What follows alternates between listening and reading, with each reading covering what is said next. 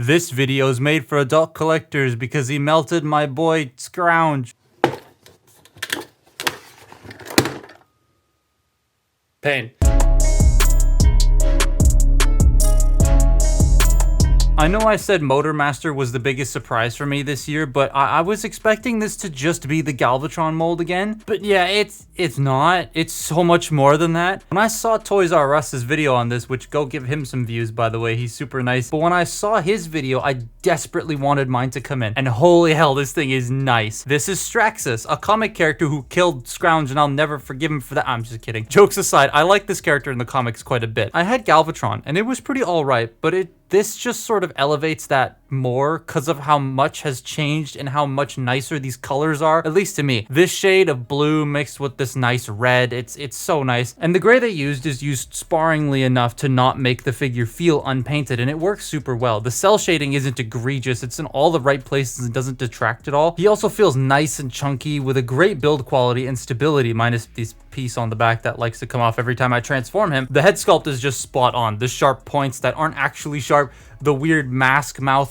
face thing and the voids for eyes, that works super well. He does still have the weird treads at the back of his arms. I've never been a huge fan of that, but that's like one of my only design problems. I just think he looks fantastic next to some other comic characters from the subline, or even other comic characters they've made in general, like G-Axis or the G2 Trooper, even though they're from different comics. This works, and I really hope they keep making comic book characters just in general. At the time of writing this, Flame and Grimlock both shipped. I don't know if they're gonna be here by the time I make this video, but if they do, there will be a shot of them in here, and if not, here's me pushing Galvatron over. Begone, heathen.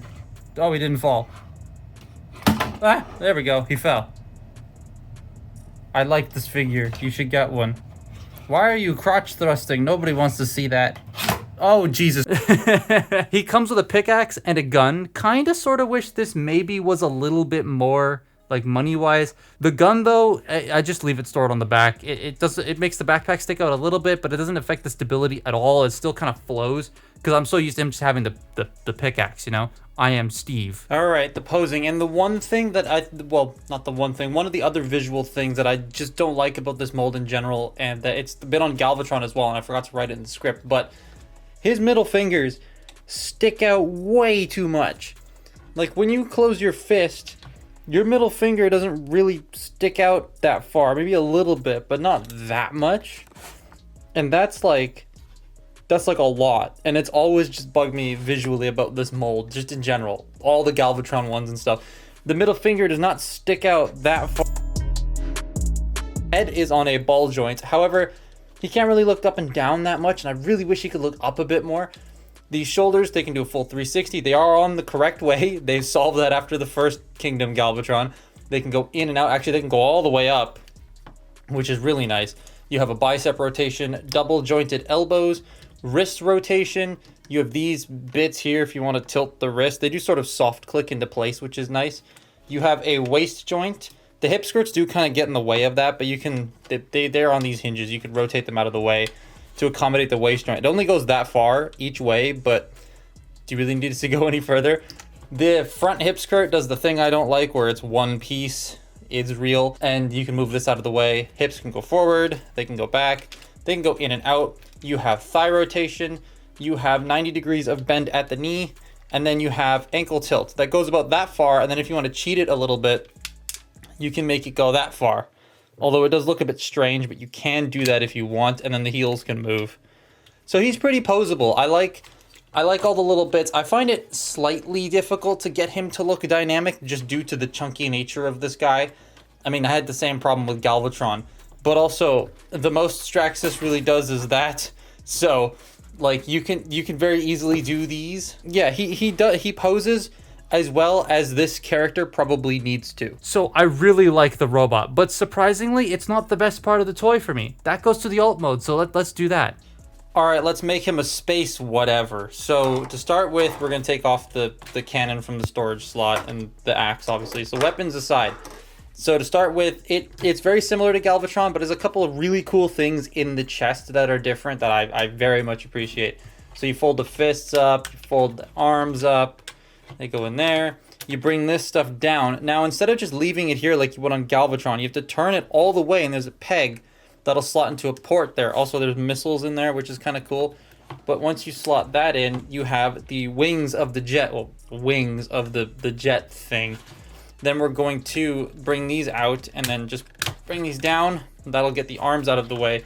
Then pull the hip skirts out. And then we'll take this, and this will inevitably... Oh, wow, it actually didn't come off this time. Nope, never mind, it just came off. Then we're going to unpeg that, and that'll free up the entire torso. Open this section up, bring this up and in, fold this down, close that up, and then you want to bring this down like that. You bring this up. The legs, we're going to split these back sections and bring them out to the sides. Fold up the heels, rotate 90 degrees, and then peg the legs together. There we are. And then bring them back. And as you're bringing them back, you want to bring this forward and then bring this over to clip it all into place. It's going to clip both into the legs and into the torso section. Now, the cool thing I like that the torso does is you got this new chest piece here, right? It folds up and around. That's really satisfying to do. Then you bring this down and it will clip into that chest piece on that side and then on this side. And then you peg the hip skirts into here. Then you fold, oops, don't unpeg them. Then you fold these out. I'm unpegging everything. You fold these out, bring this section down, and fold that out. Now, on Galvatron, I could be misremembering, but I believe this folded out all the way, like 90 degrees. But there's stoppers in here. That's as far as this goes. But for Straxus, it's not supposed to go any further than that. So, yeah, also, now that I'm thinking about it, I might have called him G-Axis during the video at one point. Oh well. We're gonna put this on the top there. You take this section, this is going to peg into the top here, and then fold the little wingtip things up, and there you have his alt mode. Now, this is the stock configuration, but I can also see people doing this. If you want this to sit more flat to make it look a little bit more aerodynamic, you can do that. Or one thing that I sometimes do is just fold that all away. And then you have this cool like hover mode. He doesn't need this back bit to sit down. He can still sit down with this folded up. But yeah, that is Straxus in his vehicle mode. Yay.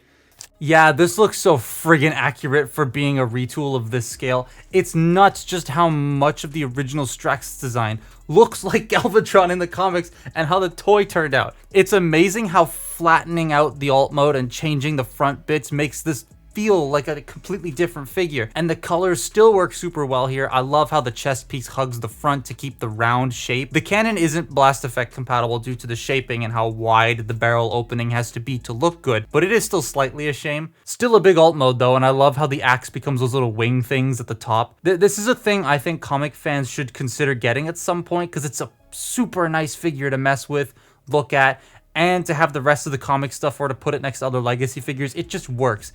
It's a lot of fun and wins this mold a lot more than Galvatron did for me. I highly recommend it. But that's my look at Comic Straxus. Follow me on Twitter and Instagram, and I'll see you next time. Bye-bye.